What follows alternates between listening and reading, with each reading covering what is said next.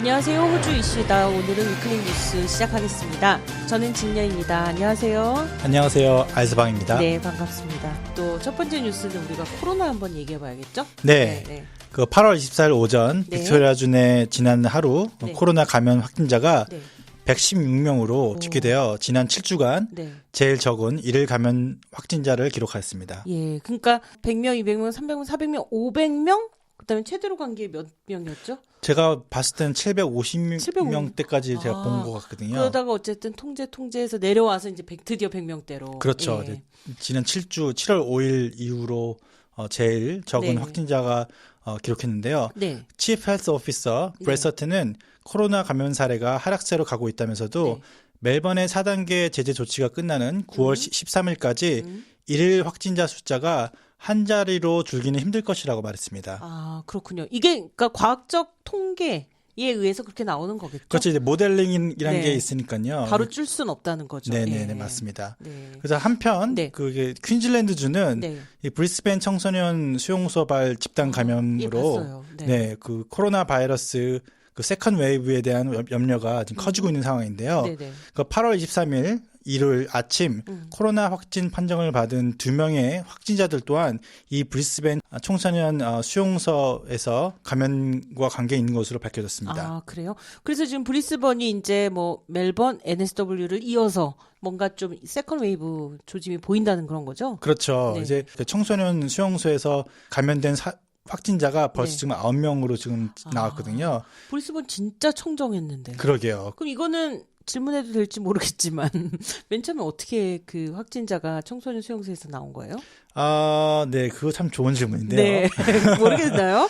제가 알기로는 그 네. 스타프를 통해서 아, 맞아. 거기 일하는 직원이 일하는 직원을 확진자 통해서 돼서? 확진한 걸로 그 확진자가 나오고 그리고 퍼진 걸로 나오는데요. 네. 그런 이유 때문에 현재까지 청소년 수용소에 있는 127명의 청소년들과 500여 명의 관계자들, 스태프들이 모두 테스트를 받았고요. 네. 이 중 16명의 관계자들은 검사 결과를 기다리는 중이라고 합니다. 그렇군요. 자, 그러면 멜번이 지난주부터 사실은 많이 줄었어요. 200명대 뭐 이렇게 돼서 되게 다행이다라고 생각했는데 다행히 오늘은 이제 100명대로 진입을 했네요.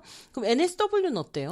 NSW는 오늘 8월 24일 네. 오전 조사된 바에 의하면은 네. 3명의 추가 확진자가 나왔다고 하네요. 아, 그것도 뭐 괜찮죠. 뭐 이 정도면 선방하고 있다. 왜냐하면 지역 감염 얘기를 계속 좀 듣다가 많이 걸렸을 거라고 생각하지만 늘 이제 나온 통계는 한 자리 수잖아요. 네, 이게 그래서 한 자리 수가 다행이다라고 생각하고 한 자리 있죠. 수 계속 유지가 되고 네네. 이제 점차 속도 그 숫자가 줄어든다면은 그 세컨 웨이브의 그 걱정도 많이 줄어들 것이라고 생각합니다. 네네.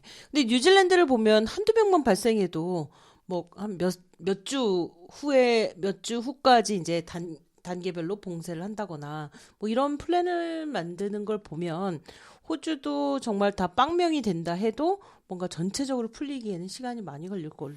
자, 코로나 뉴스는 뭐 모두 다 알고 있지만 그래도 이번 주에는 좀 많이 줄었다는 것 그게 좀 중요할 것 같고요. 네. 두 번째 뉴스로는 어떤 내용인가요?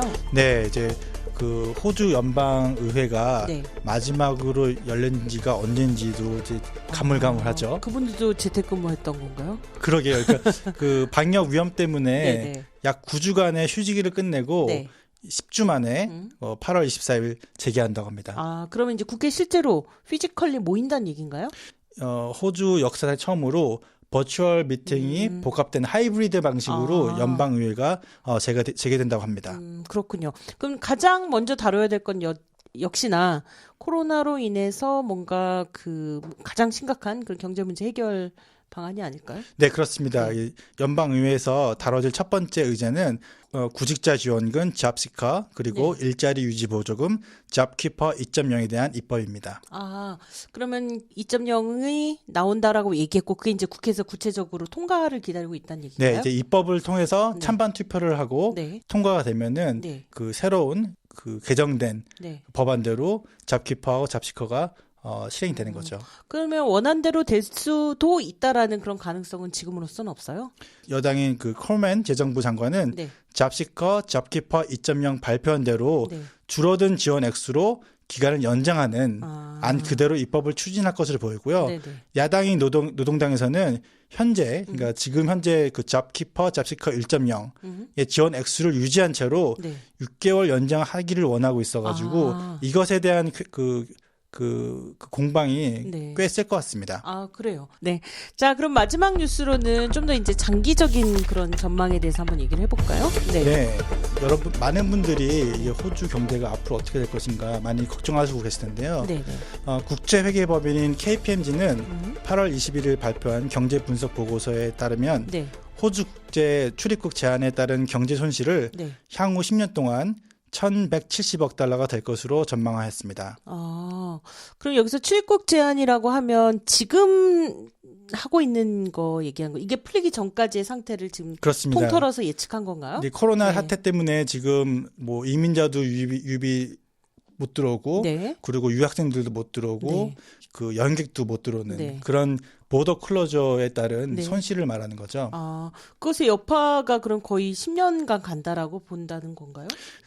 향후 10년 동안 이 사태가 이어간다는 말이 아니고요. 그러니까요. 그 네. 앞으로 몇 년, 뭐 1년을 갈 건지 6개월에 끝날 건지 그런 여러 가지 시나리오에 따라서 네. 최고 10년 동안 1,170억 달러가 손해가 될 것이라는 그런 전망이죠. 아, 그러니까 최고치를 전망했을 때, 그러니까 최악의 최고 그 손실액을 전망했을 때 그렇게 된다는 그런 네네. 표현이네요. 이제 뭐 예를 들어서 만약 백신이 나와서 12개월 안에 이 사태가 종식이 된다면은 네.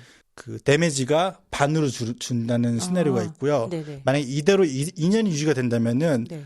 거의 90% 정도의 손실이 간다는 그런 시나리오가 있는데 예. 제가 여기서 설명드리면서 좀 말씀드리겠습니다.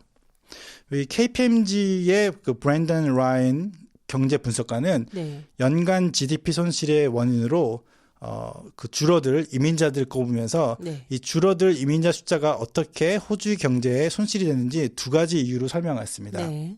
첫 번째 이유로 이미 고령화된 호주 사회에서 네. 일을 직접 하면서 세금을 내어줄 수 있는 젊은 노동력이 줄어들 것을 꼽았으며 두 번째로는 업무의 생산성 저하를 꼽았는데요. 네. 이는 현지의 이민 정책이 그 기술 이민 등으로 맞추어져서 네.